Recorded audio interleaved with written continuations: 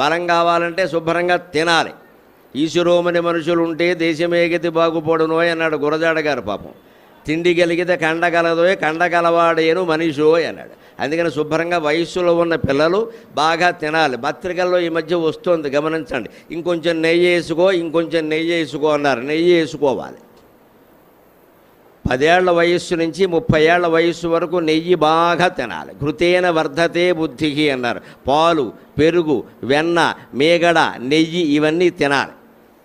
30 దాటాక నెమ్మదిగా కొంచెం తగ్గించి 50, 60 దాటాక పూర్తిగా తగ్గించాలి. ఊరికే బొట్టు అంతే. ఇక 60 దాటిందంటే రుచులే వదిలేయాలి. ఇంకా ఏది దొరికితే తినడం, పడుకోవడం అంతే. ఇంకా బొంబాయి శనగలు తిని కడుపు నింపుకోవాలి. అనవసరం అని పెట్టుకోకూడదు, ఇంకా అరగవు అవన్నీ. అందుకని తినే వయస్సులో తినాలి.